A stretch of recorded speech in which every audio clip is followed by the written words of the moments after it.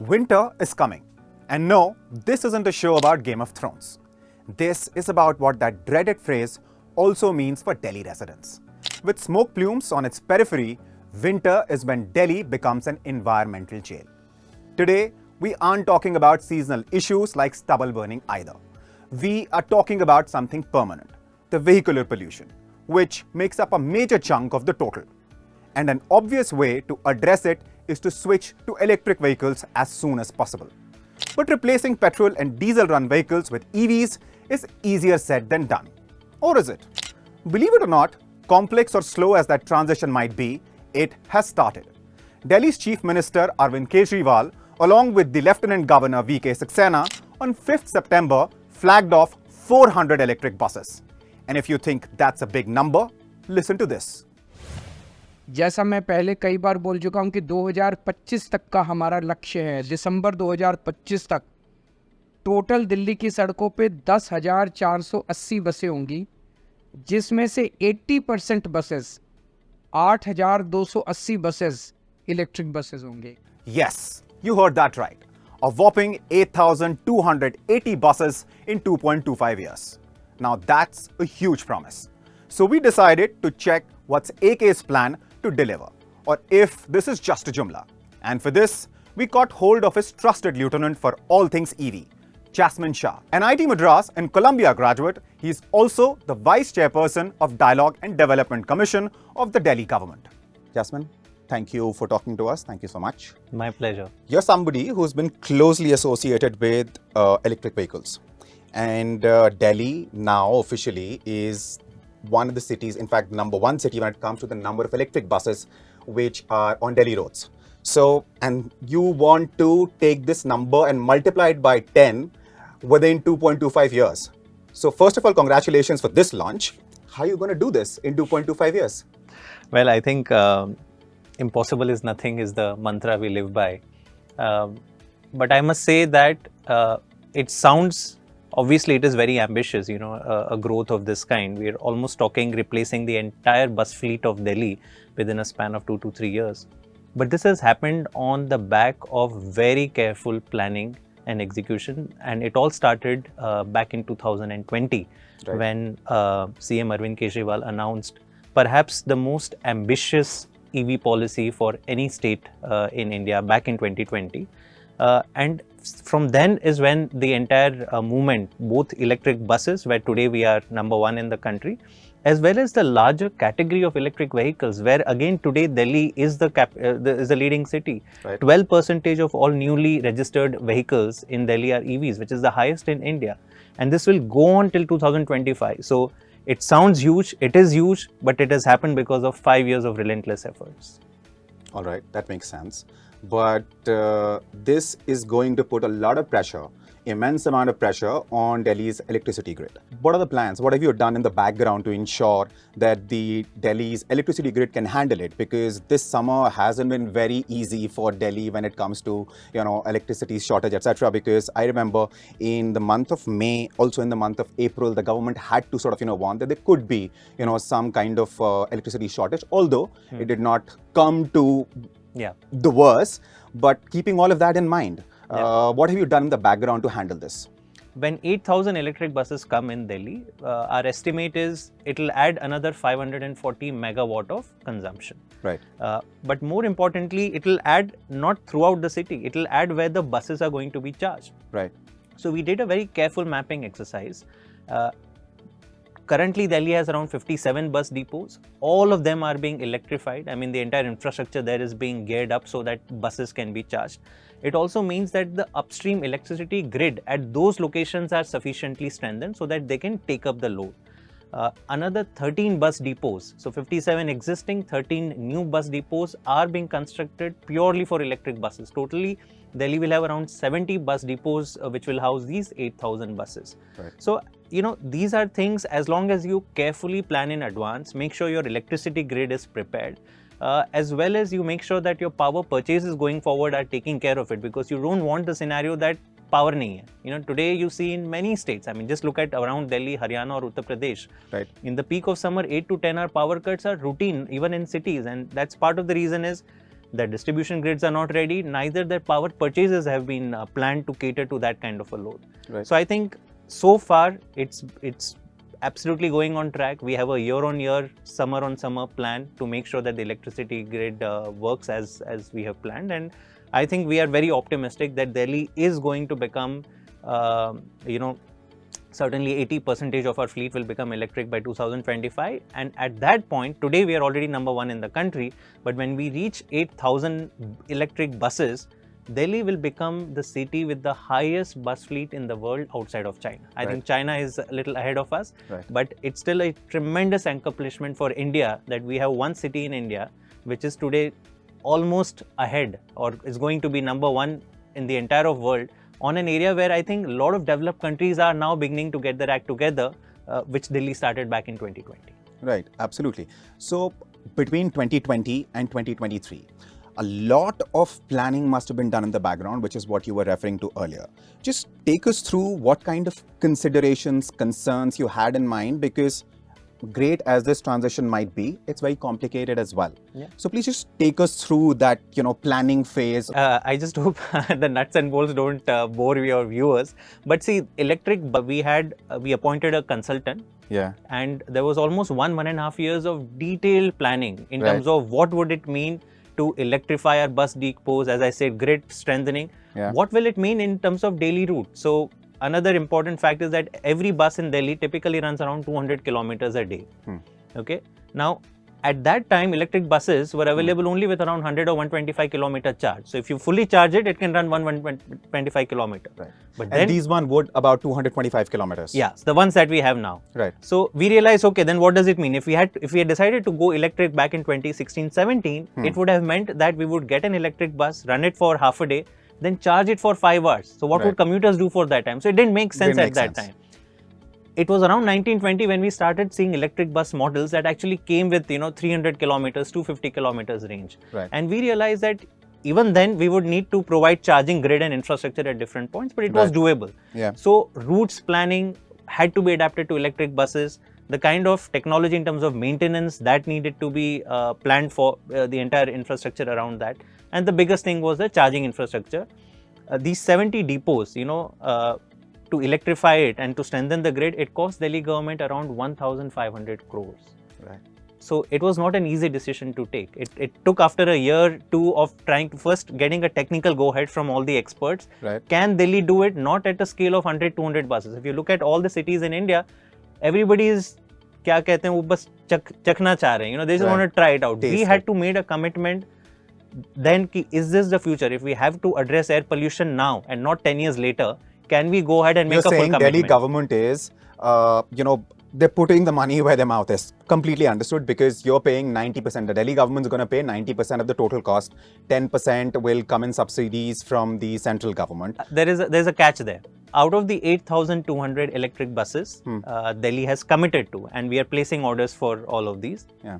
Only 1,300 are going to get any kind of a central subsidy. Right. Only 1,300. Okay. So close to, let's say, 1,200. So close to 7,000 buses are 100% funded by Delhi government. Right. For these 1,300 buses, 10% subsidy is going to be given by the center and 90% by Delhi government. Right. This does not include the infrastructure cost, the 1,500 crores I mentioned, which is again 100% paid for. Okay. All of this had to be planned for, accounted for, and it was in 2021 that we stuck our neck out. We became the first city in India, which we still today only are, to say that henceforth Delhi will only purchase electric buses.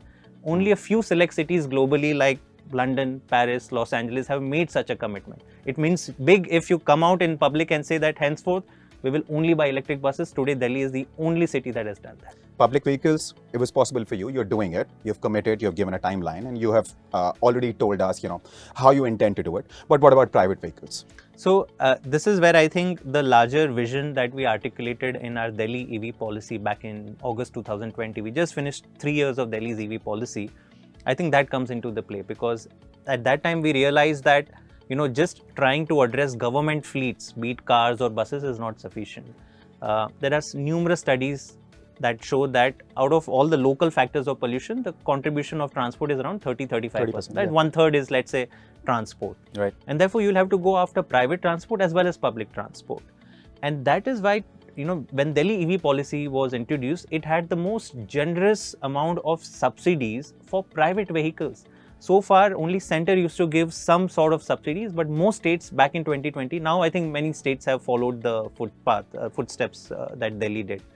But back then, we made a very aggressive commitment and we encourage. I think it was not just the idea of mandating that people in Delhi can only buy EVs. We thought that was wrong. The reason I ask you that question, twofold. One is, of course, I want to know what are the government's plan for EV and private vehicles, but also the fact that, a lot of people also are in this phase where they're trying to figure out which car to purchase next. If they have a diesel or a petrol car, should they continue with it? For how long? When should they sell it? Because all of these considerations are important for the middle class. So. Absolutely. I think it's very important for any individual who's trying to make that decision for their family to know how much their city is geared up for it. Right. Because unlike a petrol or a diesel vehicle, infrastructure matters when it comes to electric vehicles. And that is where in 2020, when we came up with our EV policy, not only we encourage private buyers that will give you subsidies, there was a huge focus on building the charging infrastructure. I'm very happy to share that today, there are 4,500 plus public charging points in Delhi. These are 1/3 of all public charging points nationally. It's happening in Delhi. A recent study, I think by one of the central government agencies, said that of all the electricity being consumed by EVs across the country, 55% is happening only in Delhi. Okay. So clearly, through a mix of government building its own charging stations, we have a unique PPP model that we have innovated in Delhi, by which private players are coming and setting up charging stations at prime locations, like metro stations, everybody, market locations, parking lots, all of that. So substantial work has happened, and I think the numbers speak for themselves. And today, if you are in Delhi, you'll be very it's almost impossible to spend 2 or 3 minutes on the street without seeing a green number plate. I think you may probably attest to it. That I might agree with, some hesitation. But if you look at Delhi's AQI numbers, last I checked, I think it was yesterday or day before, but in several places across the city, the AQI was 150 plus. Winter is coming. True. If you're a Game of Thrones fan, it means something else. But if you're a Delhiite, if you happen to live in NCR. Well, I think 2 important facts that your viewers should know. Today, in fact, Delhi government had a big round table with all the air pollution experts. I was part of it to figure the winter air pollution action plan for the coming winter. And one fact that everybody acknowledged is that Delhi contributes to only 40% of the pollution that people of Delhi breathe. The remaining 60% is coming from outside of Delhi. So whatever you do at the end of the day will affect only that 40%. Now within that 40%, the second data point is that 1/3 is contributed by transport. Sure. Now our vision is that at some point in time in future, we will be only seeing electric vehicles. Can we accelerate that transition? What we are addressing through Delhi's all the mega EV push is around a quarter. Our EV policy says that 25% of all new vehicle registrations should be EV. But then you're talking about only new vehicle registrations. Older vehicles in Delhi, as you know, has a life of 10 to 15 years. So if you're talking about this 1/3 of pollution going to zero, then it is definitely a 10 to 15 year roadmap. Our point is that can Delhi government make concrete moves to make that 10 to 15 years to 8 years, maybe 9 years or something like that. And that's the entire effort. But that's not it. There are many other measures that Delhi has taken. One of the biggest ones is that grid stability. Today, if you look at it around Delhi, power failures are rampant. People use diesel generator sets. In Delhi, hardly people use it. So you've really reduced that one huge factor. Entire of Delhi's industry today has moved to clean natural gas. If you look at outside Delhi, that's not happening. So I think somewhere we need to realize, if you look at the science of air pollution, it is an air shed problem. It's not Delhi's problem. It's about larger Delhi NCR. And you cannot have one yardstick for Delhi. Delhi can make sure that all its vehicles are green. But अगर आपके गुड़गांव और नोएडा में diesel, you can easily blame the BJP government in Gurgaon, in Haryana. You don't need to blame anyone. I'm saying it's simple science, right? At the end of the day, your particulate matter will not stop at Gurgaon border saying नहीं ये तो दिल्ली है, दिल्ली में मैं enter नहीं करूँगा. No, absolutely agree. Let's go back to what we originally started talking about, the electric buses. How can you encourage more and more people to take public transportation? These electric buses that you're going to launch, 8,000 plus buses which are going to start running on Delhi streets. How can you encourage more and more people to take these buses? What have you thought about it? What's been the plan behind that? So, No, it's a very important question because I think it's first and foremost, I think increasing the fleet of public buses itself is important because that means that you have better reliability. You get buses every 5 minutes, 7 minutes. You don't have to wait for half an hour to catch a bus. And that Delhi government is doing. We are at around 7,100 buses now. By end of 2025, we will have a total fleet of around 10,400 buses, out of which around 8,200 will be electric, so around 80%. Second is the quality and the convenience of the ride. A lot of the people today will be comfortable taking metro because air conditioned, noiseless, very comfortable ride. But when you think of buses, you think there's noisy, there is pollution, you're out there on the streets. Yeah. But electric buses completely change the quality of that experience. Electric buses, I'm not sure if you've been in one of them. I have, I mean, for a story, not because I was traveling from home to office, but I do take metro from time to time. No, but for electric buses, I'm saying the ride is almost equivalent like a metro. I agree. It's noiseless. Yeah. Very good technology. You will hardly feel that there's any braking or anything happening, and it's pollution free. Low floor, ramps are there. Absolutely. So- there are CCTVs, there are panic buttons, there is a bus marshal. So many women who may worry. And the other thing, which is the affordability. See, public transport, it's important that it needs to be affordable. You don't want to break even. If budgetary support is required, budgetary support is required. And that is the reason that we have kept the fares of public transport, even if, I mean, these buses, electric buses are twice as expensive as CNG buses, but we have not increased the fares. In fact, the women who get free public transport, free public bus rides in CNG buses will also get it in electric buses. And that has actually helped increase our public transport, daily rides number year on year. So I think we are very determined. Going forward, if you ask me what is the single important step we are going to take, we are launching a new idea called Mohalla buses. We realize that last mile connectivity is always a problem. There's a good electric bus, but maybe 2 kilometers away from your house. Your question is, how will I reach this 2 kilometers? Usse acha Ola Uber book kar leta. You know, that's the way people think. So we have launched this idea of Mohalla buses. We're at the final stages of planning it. This year we'll be launching it with 100 smaller electric buses, not very large. And they can go into your Mohalla lanes and stuff. Take you to the main bus stop. Absolutely. And they'll keep doing a circulator. It'll be like a circulator. You know, every 5 minutes there'll be a bus that will take you to the main arterial road. And you can actually on one ticket ride on both the buses. So there's a lot of planning, backward and forward planning the government is doing to make sure that you can have a seamless ride and you don't have to take a private transport. Right. Great. So, I mean, this sounds like a wonderful plan, and the fact that it's been thought through, because as we were talking about earlier, and I mentioned that this is, I mean, you know, a thing which needs to be done, a transition which needs to be made, keeping in mind India's, cutting down emissions targets by 2030 and then by net zero targets by 2070, so on and so forth. So it makes sense that Delhi, being the capital, is leading from the front. So that's great to hear. So congratulations.